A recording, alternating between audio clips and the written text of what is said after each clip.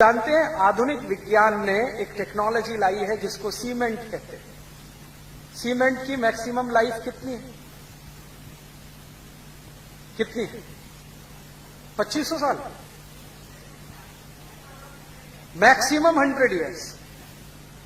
दुनिया के सीमेंट तकनीकी में काम करने वाले सभी वैज्ञानिक कहते हैं कि सीमेंट की अधिकतम जिंदगी 100 साल है। लेकिन कुछ वैज्ञानिक तो यहां तक कहते हैं कि अधिकतम जिंदगी की परिभाषा क्या है?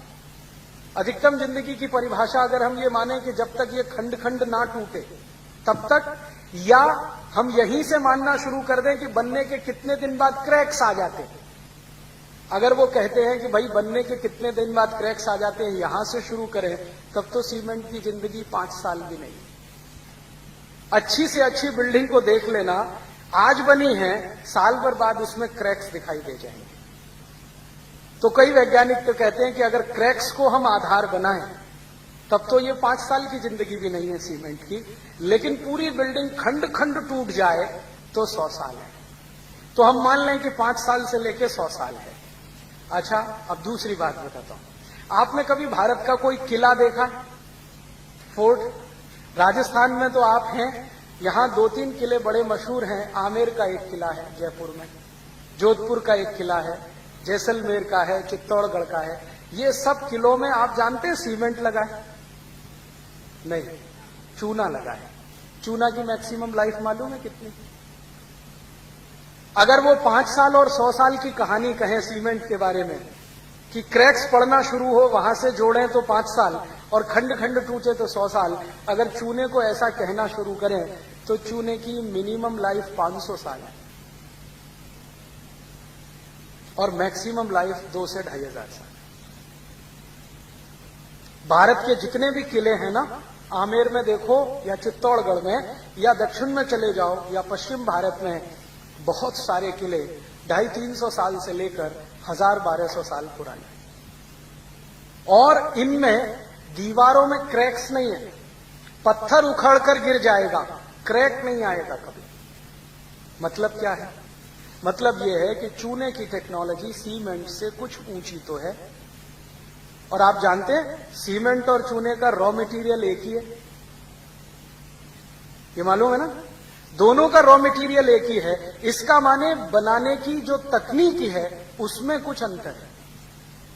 सीमेंट उसी रॉ मटेरियल से बनता है जिससे चूना बनता है, बस अंतर इतना है कि सीमेंट यूरोप में बना है, चूना भारत में बना है। चूना 500 साल तो कम से कम जिंदा रहता है, 2500 साल तो अधिकतम जिंदा रहता है। सीमेंट तो 100 साल से भी कम समय तक ही जिंदा रहता है। तो कौन सी टेक्नोलॉजी ऊंची है, चूने की कि सीमेंट की? अब आप ये कहेंगे कि अगर ये चूने की टेक्नोलॉजी बहुत ऊंची है तो हम घर क्यों नहीं बनाते इससे? ये प्रश्न आएगा कि नहीं मन में? हाँ, तो इस प्रश्न का उत्तर ये है कि हम चूने से ही घर बनाया करते थे आज से 150 साल पहले तक। जितने घर आप देखो ना भारत में पुराने 150 साल 200 साल, वो चूने से ही बने हैं। हम 150 साल पहले तक सभी भारतवासी चूने से ही घर बनाते थे, और जो भारतवासी थोड़े गरीब होते थे वो मिट्टी से घर बनाते थे। और अभी भी कुछ भारतवासी गिने चुने हैं जो चूने से बनाते हैं, लेकिन मेजॉरिटी में आज सीमेंट इस्तेमाल करते हैं। पिछले 150 साल में हुआ ये कि जो देश में चूना बनाने की टेक्नोलॉजी डेवलप हुई हजारों साल में, अंग्रेजों ने उस टेक्नोलॉजी को बैन किया था। और इस देश में पता है अंग्रेजों ने क्या किया था? 1850 के आसपास एक कानून बना दिया था कि चूने का काम करना गैर कानूनी है और सीमेंट से घर बनाना कानूनी है। तो हुआ ये कि जो लोग चूने से घर बनाए, अंग्रेज सरकार जेल में डालती थी उनको, उनके घर तोड़ दिए जाते थे, बुलडोजर ला ला के उनके घर पे चला दिए जाते थे। जो सीमेंट से बनाए उनका एप्रिसिएशन होता था। कारण क्या था? अंग्रेजों को अपनी कंपनियों का सीमेंट बिकवाना था इस देश में और चूने की इंडस्ट्री को खत्म करना था। आप जानते हैं कि चूना और सीमेंट का रॉ मटेरियल एक ही है। तो अंग्रेजों ने क्या किया कि यहां से जो चूने का रॉ मटेरियल है वो सब शिप्स में भर भर के इंग्लैंड भेजना शुरू किया। वहां से वो सीमेंट बन के भारत में आना शुरू हुआ। हमको चूना मिलता नहीं था घर में बनाने के लिए, सीमेंट आसानी से उन्होंने उपलब्ध करा दिया। तो भारत में पहले चूना बनाने के छोटे छोटे केंद्र होते थे, छोटे छोटे, लगभग हर गांव में एक, कभी कभी 2 गांव के बीच में एक चूने बनाने के केंद्र आपने कभी देखे हो तो उसमें कोई बड़ी भारी मशीन नहीं लगती है, एक छोटा सा गड्ढा खोदा जाता है सर्कुलर, कुछ करीब करीब 5-6 फीट गहरा होता है, और एक मोटा सा पत्थर का पहिया बनाया जाता है। उस पहिए के नीचे चूने का जो रॉ मटेरियल है, स्टोन, जिस स्टोन से चूना बनता है, जिसको लाइम स्टोन कहते हैं, वो छोटे छोटे टुकड़ों में तोड़कर उस सर्कुलर शेप की जो खाई है ना, ट्रेंच, उसमें डाल देते हैं। उसके ऊपर वो पत्थर घुमाया जाता है और इसके ऊपर बीच बीच में दूध डाला जाता है। दूध, आप सोचो, हमारे हिंदुस्तान में दूध डाल के चूना तैयार होता है। माने दूध हम सिर्फ पीते नहीं थे, दूध से चूना भी बनाते थे। इसका मतलब यह है कि दूध बहुत होता होगा। क्या मतलब हुआ? चूने में दूध डाल रहे हैं पानी की जगह, इसका मतलब यह है कि दूध बहुत होता होगा। तो हमने सुना है कि इस देश में दूध दही की नदियां बहती थी, तो नदियों में पानी की जगह दूध नहीं बहता था, दूध का उत्पादन बहुत होता था। और वो दूध इतना होता होगा कि पीते पीते बच गया तो हम उससे नहाते भी थे। आपने सुना है इस देश में कहते हैं दूधो नहाओ, कभी ये सुना है लक्स नहाओ पूतो फल, या किसी से सुना पियर्स नहाओ पूतो फलो, या Johnson and Johnson baby soap नहाओ पूतो फलो? हर बार हम यही कहते हैं दूधो नहाओ पूतो फलो। तो लोग नहाते होंगे दूध से, नहीं तो ये आई कैसे कहावत? और उसका प्रमाण आज भी दिखाई देता है कि हम शंकर भगवान को तो महाशिवरात्रि पर दूध से ही नहलाते हैं, या साबुन लगाते हैं, दूध से नहलाते हैं कि ना? तो शंकर जी भी दूध से नहाते हैं, भक्त भी नहाते होंगे।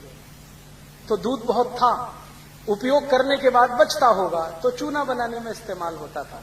और चूने को बनाने में बस इतना सा ही लगता है, एक सर्कुलर, वो मैंने कहा ना ट्रेंच, एक पत्थर का पहिया और उसको चलाने के लिए बैल, बस इतना ही लगता है।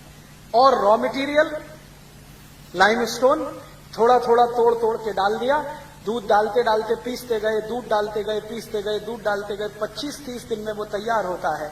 फिर उसको जब कंस्ट्रक्शन में इस्तेमाल करो तो उसमें जो बॉन्डिंग फोर्स है वो इतना ताकतवर है कि 2500 साल तक उसे कोई हिला नहीं सकता। ये है भारत की टेक्नोलॉजी। और इस टेक्नोलॉजी को अंग्रेजों ने किया क्या? कानून बनाकर पाबंदी लगा दिया। तो 150 साल में ये चूने के जितने भी केंद्र थे सब धीरे धीरे बंद हो गए और उनके स्थान पर अंग्रेजों ने सीमेंट के कारखाने कुछ शुरू कर दिए, जो चालू हो गए, जो आज भी इस देश में सीमेंट बना रहे हैं और लोगों को दे रहे हैं। अब सीमेंट बनाने की जो टेक्नोलॉजी है वो इतनी कॉम्प्लिकेटेड है कि कोई भी गांव में सीमेंट नहीं बन सकता, क्योंकि उस टेक्नोलॉजी के लिए सबसे पहले चाहिए एनर्जी, क्योंकि एनर्जी कंजम्पशन हाईएस्ट है सीमेंट में। बिजली चाहिए, बिजली तो थी नहीं, तो चूना बनाने में तो बिजली की जरूरत नहीं। तो हिंदुस्तानियों ने दिमाग लगा के ऐसी टेक्नोलॉजी विकसित की जो बिना बिजली के चल जाए, और ये यूरोप के मूर्ख लोगों ने एक ऐसी टेक्नोलॉजी लाई जो बिना बिजली के हिलती भी नहीं, चलना का तो दूर की बात है। तो भारत में हर गांव में चूने के केंद्र बन सके क्योंकि बिजली की जरूरत नहीं, और यूरोप में हर गांव में बिजली नहीं तो सीमेंट नहीं। यहां भी हर गांव में बिजली नहीं तो सीमेंट नहीं, तो सीमेंट वहीं बन सकता है जहां बिजली हो, और बिजली हो तो थोड़ी बहुत नहीं हो, ज्यादा हो। 240 वोल्ट की बिजली से सीमेंट नहीं बनता। बिजली बनाने के लिए कम से कम 11,000 वोल्ट लगता है। सीमेंट बनाने के लिए कम से कम 11,000 वोल्ट की बिजली लगती है। तो 11,000 वोल्ट की बिजली बनाने के लिए बड़ा पावर स्टेशन लगता है, और बड़ा पावर स्टेशन बनाने के लिए या तो कोयला लगता है या तो पानी लगता है, और कोयला और पानी जिन गांवों में मिले वहीं बन सकती है, बाकी किसी गांव में तो संभव नहीं है। और जो कोयला और पानी का इस्तेमाल करके बिजली बनाओ तो कोयला जमीन से खोदकर निकालना पड़ेगा, पानी भी आपको जमीन से निकालना पड़ेगा, नहीं तो तालाबों का इस्तेमाल करना पड़ेगा। बहुत दिन जमीन के नीचे से कोयला खोदते चले जाएं तो स्पेस बन जाएगा, उसी स्पेस में भूकंप आएंगे, धरती कंप आएंगे, सुनामी भी आएगा। ये है टेक्नोलॉजी यूरोप की। हमारे यहां ये टेक्नोलॉजी नहीं डेवलप हुई। क्यों? क्योंकि हम होशियार थे, इंटेलिजेंट थे। हमको मालूम है कि जमीन के नीचे कोयला है, लेकिन उस कोयले को खोद कर निकालेंगे तो जमीन खाली हो जाएगी। खाली जमीन निरापद नहीं होती, कभी भी अर्थक्वेक आएंगे, ट्रेमर्स आएंगे तो ढर ढरा के चली जाएगी। तो यूरोप और यूरोप के नागरिकों ने या उनके वैज्ञानिकों ने बिना सोचे समझे कोयला खोद खोद के तो निकाल के फेंक दिया। अब उन खदानों को भरने के लिए कुछ नहीं है, तो उन्हीं स्थानों पर सबसे ज्यादा भूकंप आ रहा है और अब हजारों लोग मर रहे हैं। तो देखो कैसी सुंदर टेक्नोलॉजी है। सीमेंट चाहिए तो बिजली चाहिए, बिजली चाहिए तो कोयला निकालना है, कोयले के साथ पानी भी चाहिए। पानी हमको पीने के लिए और खेती के लिए चाहिए। वो कहते नहीं, पहले बिजली के लिए चाहिए। तो पानी इकट्ठा करना है तो डैम चाहिए, डैम बड़े बड़े बनाने हैं तो पैसा चाहिए, और वो डैम क्रैक्स हो जाए तो बाढ़ ही बाढ़। फंस गए ना। इससे अच्छी तो अपनी टेक्नोलॉजी थी कि हमको क्या चाहिए, सोप स्टोन चाहिए, हर गांव में उपलब्ध है। दूध चाहिए, दूध कहीं खोद कर निकालना नहीं पड़ता, निकालना पड़ता है। दूध तो पृथ्वी के ऊपर ही उपलब्ध है। जानवर हैं तो दूध है, उनको घास खिलानी पड़ती है, वो भरपूर दूध दे देते हैं। और घास को हम वेस्ट मटेरियल कहते हैं। इस देश में अद्भुत मशीनें हैं जो वेस्ट खाकर दूध दे देती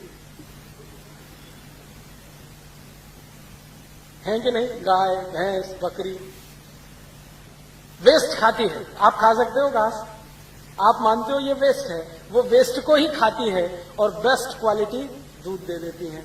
वो दूध आप पीते हो, विटामिन ए मिलता है, विटामिन सी मिलता है, ताकत आती है। वो दूध अगर पत्थर में डाल दो तो और ताकत बढ़ा देता है पत्थर की, और वो पत्थर से पत्थर को चिपका दो बीच में रख के तो 500-500 साल टूटता नहीं। ये है टेक्नोलॉजी। अब जरा सोचो और विचार करो, कौन सी टेक्नोलॉजी बेहतर है? दूध और पत्थर का इस्तेमाल करके चूना बनाने वाली। क्योंकि इस टेक्नोलॉजी में सबसे महत्वपूर्ण बात पता है क्या है? कि आप प्रकृति का, नेचर का कोई भी नुकसान नहीं करते। और ये जो सीमेंट बनाने वाली टेक्नोलॉजी है, इसमें हर समय प्रकृति का नुकसान करते हैं, उसके खिलाफ काम करते हैं। आज की सारी दुनिया परेशान है, पर्यावरण प्रदूषण बढ़ रहा है, माने प्रकृति के साथ छेड़छाड़ हुई है, उसके दुष्परिणाम बढ़ रहे हैं। तो भारत में जो टेक्नोलॉजी आई वो इस तरह की कि जो प्रकृति को ध्यान में रख के काम करे। यूरोप में जो टेक्नोलॉजी आई वो इस तरह की जो प्रकृति का नाश करे और काम करे। प्रकृति का नाश करके काम करने वाली टेक्नोलॉजी 100-200 साल से ज्यादा नहीं चलती, और प्रकृति का साथ देकर चलने वाली टेक्नोलॉजी हजारों साल चलती। उसी को सस्टेनेबल कहते हैं। तो भारत में जो टेक्नोलॉजी बनी वो सस्टेनेबल है, प्रकृति के साथ चलने वाली है, लेकिन उसकी स्पीड कम है। जानते हैं क्यों है? क्योंकि नेचर की स्पीड भी कम है।